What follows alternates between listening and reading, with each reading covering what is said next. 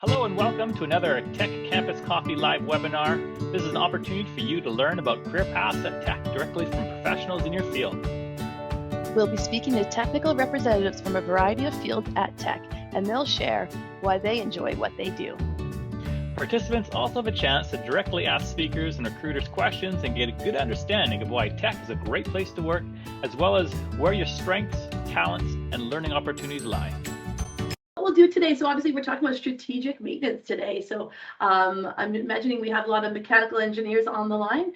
So we've got two speakers here, Allison Hawley and Fernando Martinez, that are going to talk to you guys a little bit about what their job is, what we do, some of the interesting and cool things that are happening at Tech. So again, I will encourage you to put your questions in the chat. If you have a question, we're more than happy to answer that. I want to make sure we're working through the information that you're looking to find out about us. And also I have some questions that I'll have for the guests as well as they're chatting along. So yeah, feel free to put it in the chat or raise your hand and we'll call on you when we're ready for you to ask your question. So first, maybe I'll start with Allison. Allison, if you want to do an introduction of yourself, tell us a little bit about your current job is and how you got here this present day. Yeah, so I've spent most of my career up until recently in asset health. So there's actually a little bit of a flash up of what that looks like in that last video. So think of it as how smartwatches might detect a fall or heart problems. So we use all of the sensors on the equipment, and I've been involved in everything from choosing those sensors, designing the IoT and cloud infrastructure, user interface design, how we detect failures through machine learning and regular, more logical approaches, and how we integrate that into the business. So that's been most of the last 5 years for me.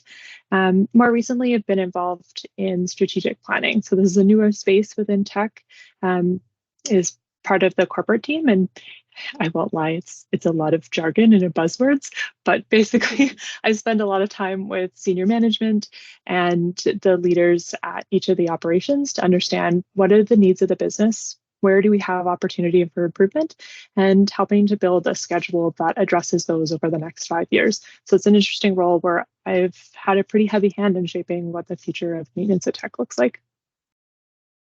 That's great. That's exciting. Yeah. All right, I'll hand it over to Fernando, and then I'll have lots of questions, I'm sure, along the way. But Fernando, if you could do the same thing, introduce yourself, talk a little bit about your path to where you are today. Oh, so you're just on mute. I was mute. My apologies. I can say that I've been in reliability, like only focused on reliability for over 25 years already. One of the best things I have found in this discipline is that it doesn't have any boundaries of actual mechanical engineering discipline, as my former background is. I have gone into electrical instruments, technology. I have developed reliability expert system, software application, instrument technology. So there's no boundaries that basically have been untouched by the needs of what a reliability engineer does in a production environment. Here at Tech, I am based in the Trail Metals operation, the metal refinery. So we take metals out of the production from different mines around the planet. And we extract everything that is in the dirt to get extracted. I am assigned to the zinc business. Inside the zinc business, basically, I look for reliability support to about 5 different plants. And in my day-to-day, I get to talk to a lot of people, management. Mainly, I'm kind of a core member of the operational team here, and I interact a lot with trades and chief leaders, other engineering disciplines and projects as well. That's pretty much what I do. Great, yeah, and this is an interesting, concept. I think you're both from, like you said, a mechanical background and sort of found your way in it. And I know from both your explanations, it's quite technical in terms of technology and sort of exposure that you have there. And Allison's talking about machine learning and all kinds of fun stuff, and you're talking about software packages and different things that you're proposing. So I guess in terms of when you look at like reliability or strategic maintenance, what sets that apart from a standard mechanical engineer, say, for example? I guess how did you find yourself into this space as opposed to, your traditional mechanical role? Maybe Allison, I'll start with you. Yeah, I would say it definitely started there. So my first role within tech was also in reliability, and it's very hands-on mechanical. How does an engine work? What happens when that engine fails? What does that look like? There's some material science in there. But as different opportunities come up, there isn't really a limit in tech in which direction you follow. So for me, I followed the technology path because it's what I'm passionate about. But there's definitely people that stay more in that mechanical realm and become specialists in something that would be more traditional. And then Fernando, maybe similar question to you.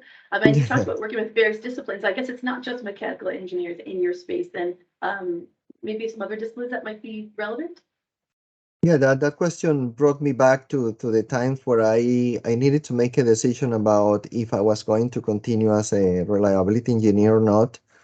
And I remember a lady that is a very senior person, a recruiter actually, and she said, write in a single page, what is that you like to do and where you see yourself doing and actually enjoying, and that fits your personality. And I said, well, there's nothing better for me. I get excitement about facing problems that nobody else have been able to solve in the plants, and that really is my thing.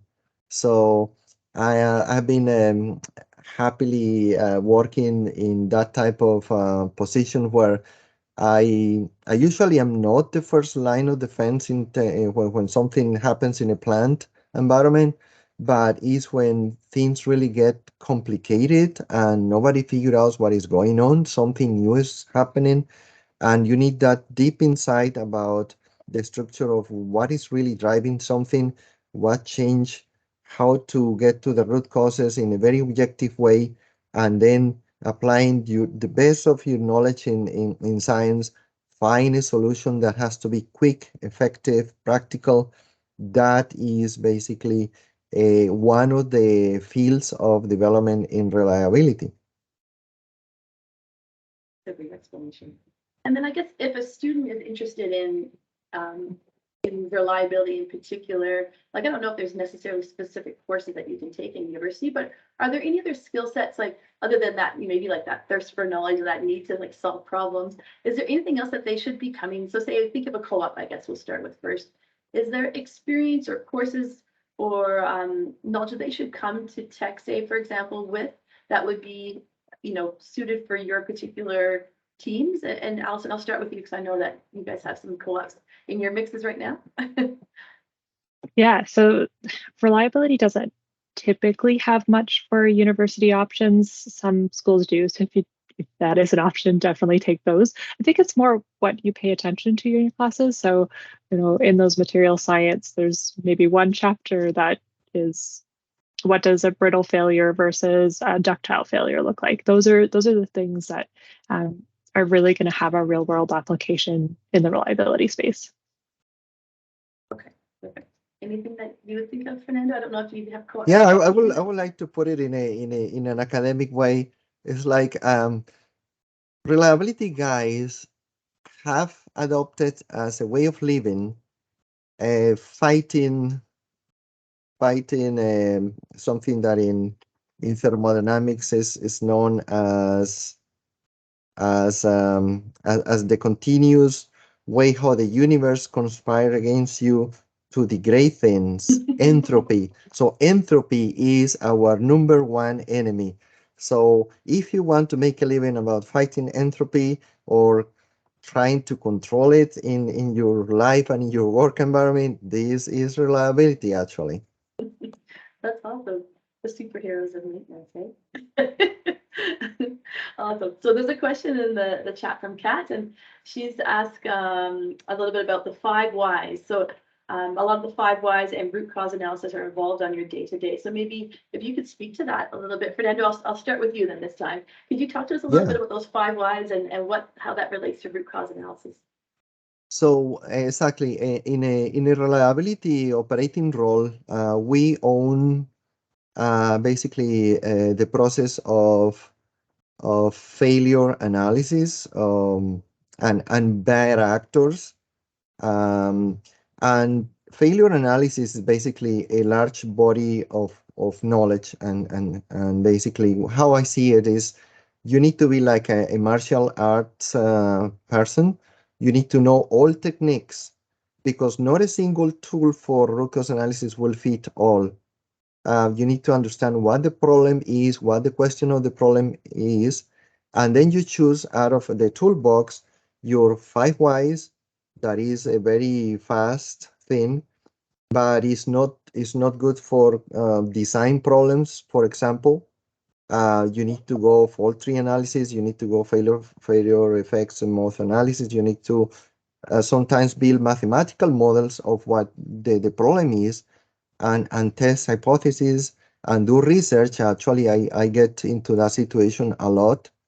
And so all the tools are at play. And so finding an area of strength as a reliability engineer is being very important, that you know every single methodology for root cause analysis. Not a single one fits all.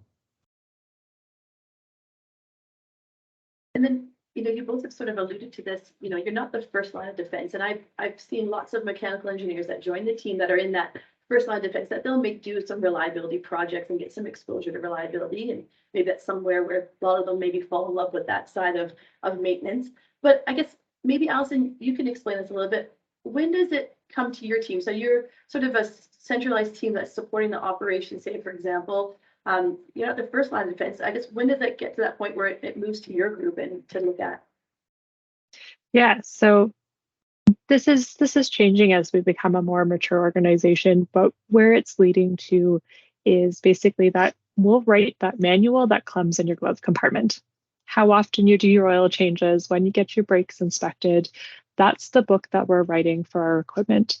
And so it's Fernando's job to learn the new things, to solve those problems. And then when we know what those solutions are, how do we write that into our inspection plans? And so that's where it's headed, is really being that maintenance manual.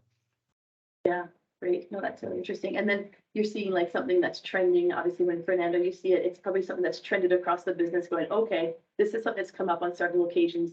We need to do a deeper dive into this particular maintenance issue. Is that accurate to say? Yeah, that's how it works. We like elaborating more on the business processes we own in a way. So we discussed the failure modes analysis and bad actors, which is continuous improvement actually. So we have a lot of things to do with continuous improvement. Exactly the whole point when a reliability person is brought into anything is make your design safe, reliable, and efficient and predictable. But at the same time, you need to drive what Allison was mentioning, the equipment strategy development, and we relate a lot with implementation as well, meaning maintenance information systems, making sure parts lists are the right ones for the critical spares that will be eventually needed. The condition monitoring is a lot also of engagement, where and a lot of interaction with operations, because basically we are like doctors. If we want to be at the front end of when something is evolving and understand how the process side, the chemical engineering side, the metallurgical side is impacting what the equipment is seeing and what we're seeing in the equipment. So awesome. It's whole picture thinking, I will say. Yeah. Awesome. Oh, that's exciting. Okay, and then, you've both talked a little bit about it, sort of the direction we're moving in. So I guess I'll start with you, Allison, on this one. What gets you excited about the next, say, 5 years at Tech? What that direction we're moving in, what is that going to bring us to, or what gets you excited about that? The efficiency, and this is like I just get really excited when things just run smooth and we're through a lot of that firefighting. There will always be an aspect of firefighting because new things, like Fernando said, entropy, there will always be new things, but we're headed on a path where it'll become a lot more stable, and we'll be able to focus on just doing the maintenance we already know better. And I think that's going to be a really exciting point to work more closely with the front line and be less stuck in the data all the time. How about for you, Fernando? Anything that gets you excited about the next few years? Oh yes, and I guess I don't know if you are followers of Jordan Peterson, a psychologist Canadian that has been steering a lot of opinions in the bloggers. Very good thinker. I will really advise you to hear. He said recently that engineers are guys that just like stuff, and I think he is actually wrong because I will define engineers as a crowd that likes stuff and people. And I will say that that is very true in reliability engineering in the context of an organization like Tech, because we are in a role of influencing both the stuff side of the company and the people side of the company. How? By making our business practices more reliable and efficient as well. So we have this whole picture thinking, and what excites me the most about Tech in this moment is that I have been obtaining a way how I can continue influencing not only what happened in the stuff side of the things, but in the people side and the business processes side of the things, and that really is really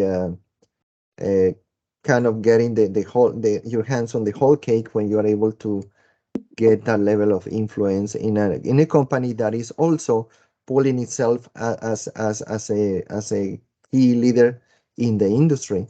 So the more a company advances in technology and in maturity level, the more reliable it becomes. And you cannot get one without the other. So the company in the organization needs to pull itself up. You get better performance, better reliability at the plant level.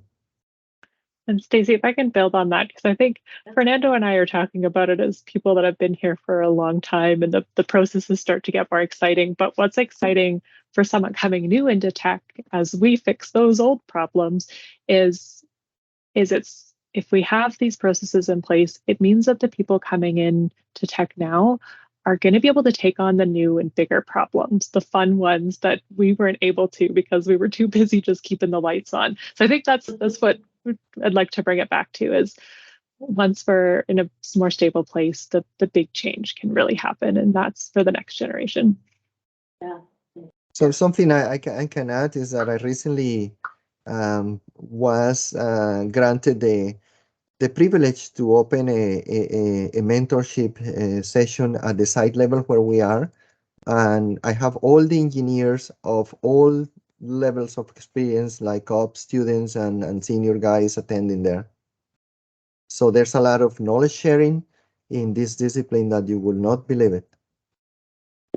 No, that's great. And that's really nice. And something I'm glad you brought that up because it's something we talk about a lot, like that you're working with industry professionals that are at the top of their game in the industry, and the students, the professionals that join our team, whether they're at EIT level too, they get to learn from each other and learn from people who've been like yourselves, have been doing this a while and seen a lot of success, can give you understanding of the challenges and really just build the team up a little bit more. And that certainly is a huge draw, I think, for a lot of people. When I have interviews with people, they're like, that's what they're looking for. They want to be able to work with people that can teach them things and somewhere they can be supported and learn. And it's really neat to see that that's happening within the company.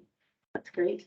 Perfect. And you know, we talked a little bit about, you know, you've sort of highlighted, and I joked, you know, that I'm not sure if there's any specific reliability courses to take. And I know, Allison, you've moved into the technology space. I guess thinking about the direction we're moving in and the type of challenges that we're going to see within the maintenance space over the next few years, I guess, are there any other skill sets that you'd like a student or a new graduate to have coming in? Like, I see more and more as an example, people throwing in like, oh, I want to say mechanical engineer for this particular role. But it would be really great if they had some coding experience or they have experience with, you know, Python, say, for example. So I'm seeing that coming into the co-op world a lot more in new graduate roles. So I guess if you could speak to that a bit and just talk a little bit about what other skills would be nice to have maybe, or could be the future.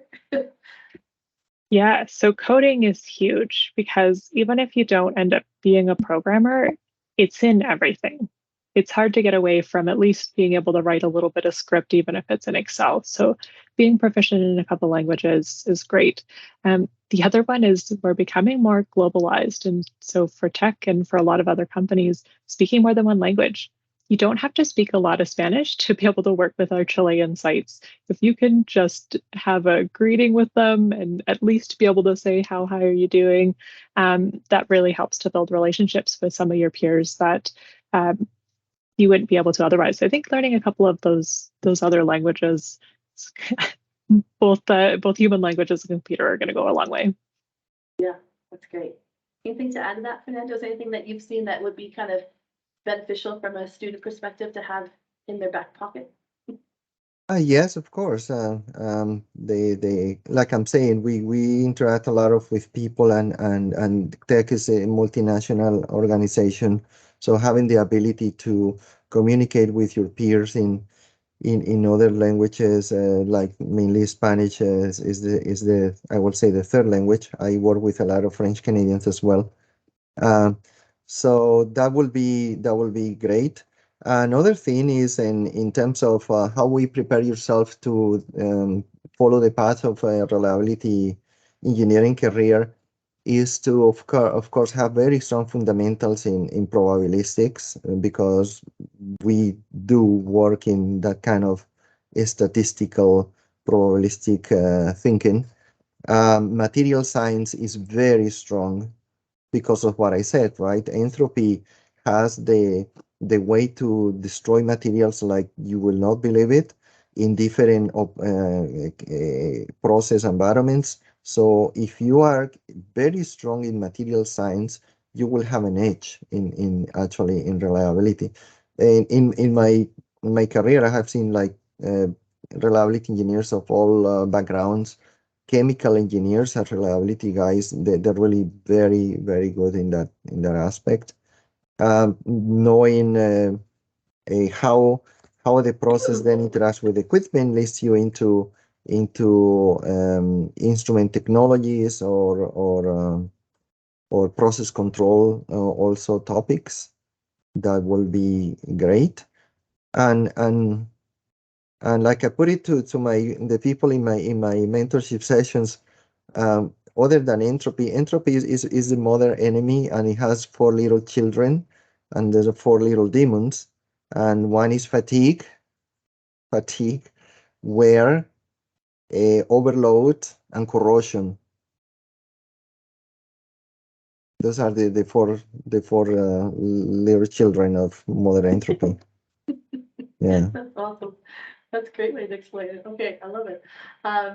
Perfect. Okay, and then outside of the technical space, I guess, you know, we've talked a little bit about this, but in the experience you've had, Allison, I know in particular you've had lots of co-op students over the years. What makes a successful co-op student? If you could think of some of the details that you could pick out to be like, yes, this would be my, you know, ideal candidate, what would that look like for your team? Yeah, so I've always been really intentional about giving co-ops a project that at least 50% of the time they own, they run with, they do the design work.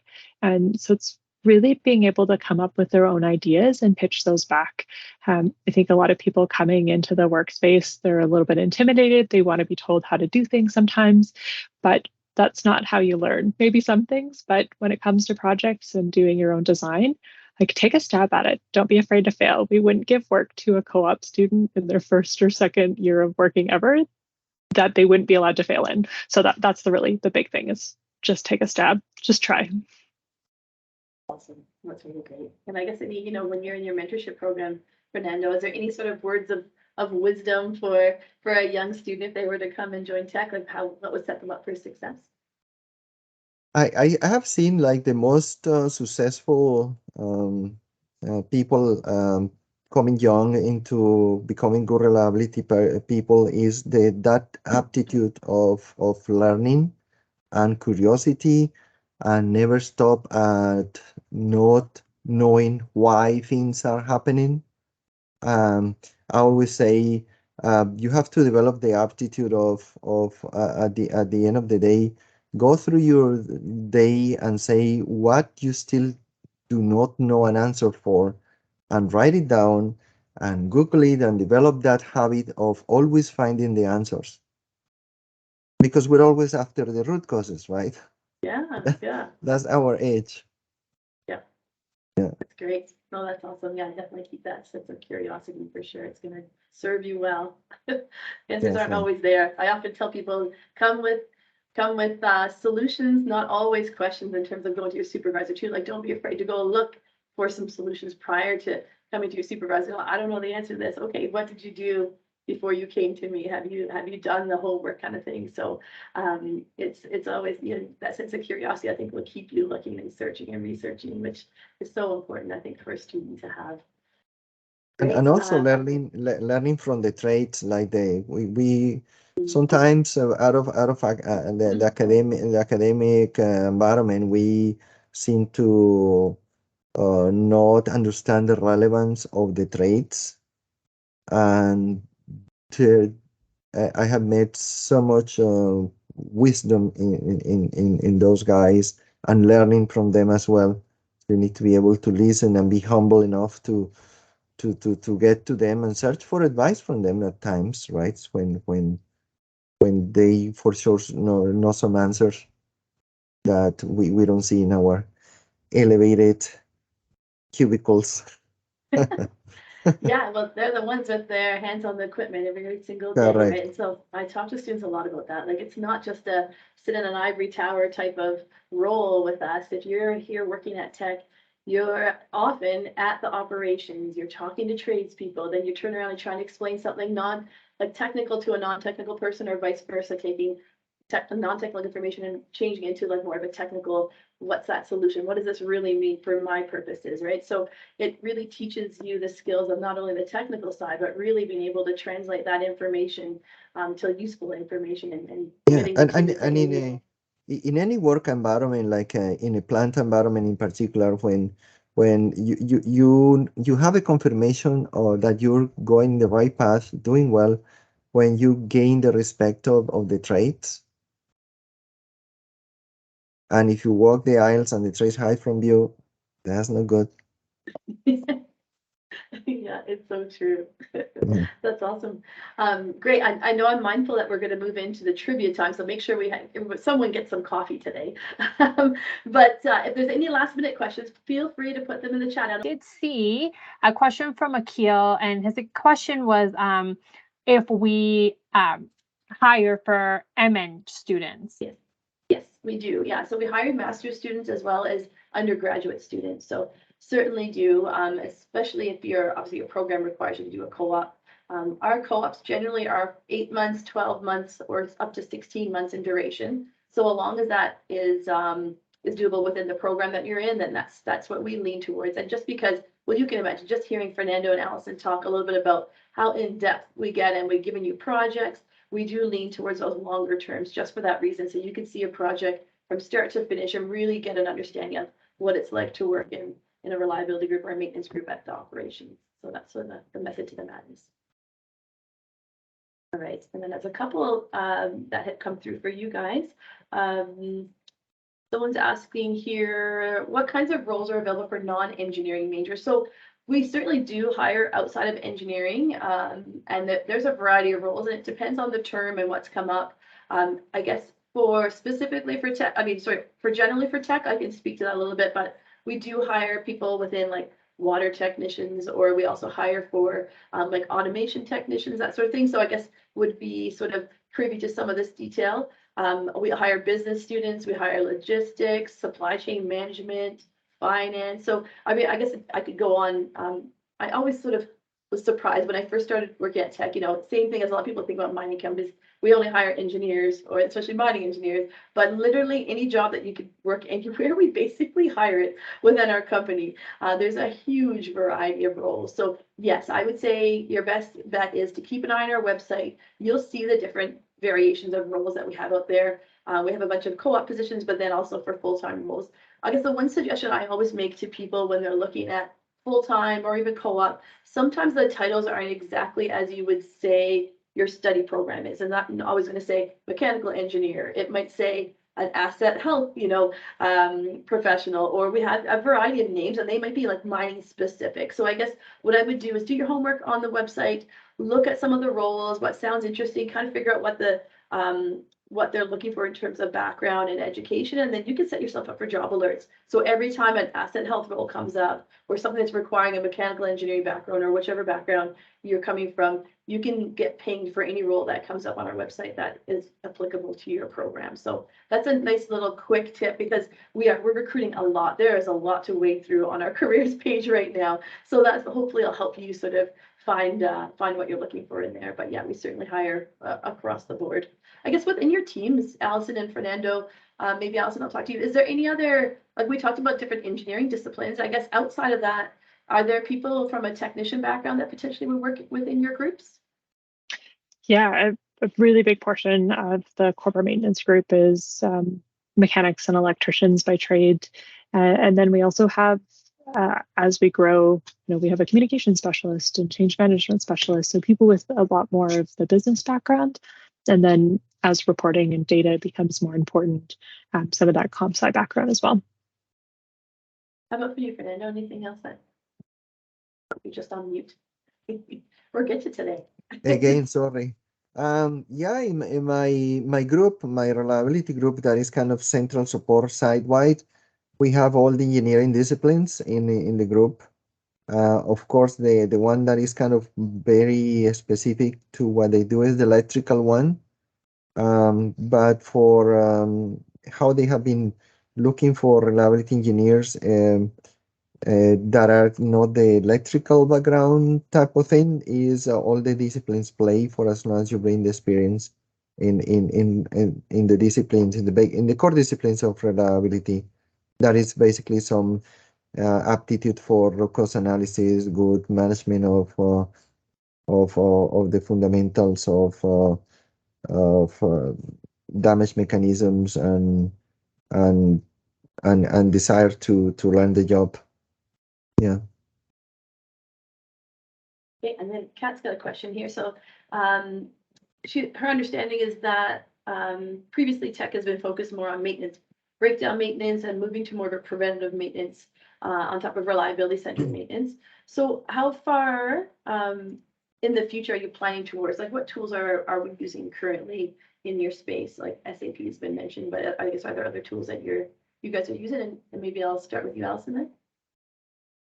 Yeah, so we do use a variety of CMMSs, which SAP is one. We use a variety, and we're moving to the company all being on one in the next few years, which is going to be really exciting. So that's going to allow us to then use the information from our central maintenance system in a lot of new ways, a lot more efficiently. So, the tools that we use for real-time monitoring, the tools that we use for the predictive analytics, the tools we use for, digital maintenance. So when a technician is on the field and they're doing an inspection, being able to put that in a digital tool that allows us to trend that information better. So it's easier to, it's not easy to name all the products that we're working on because there's just so much opportunity with how many different spaces we work in within maintenance. Yeah, and here on our site, I guess the first one got my attention. One of the reasons why I came to this site is that we're using a platform an advanced platform, by the way, for condition monitoring online that is called MTEL. We have been developing into now artificial intelligence agents to monitor and be alert, lurking in the virtual environment for what conditions are deviating and alerting us of things going on and sending automated work orders to the work order management system. We use tools of the trade like RAM simulation software.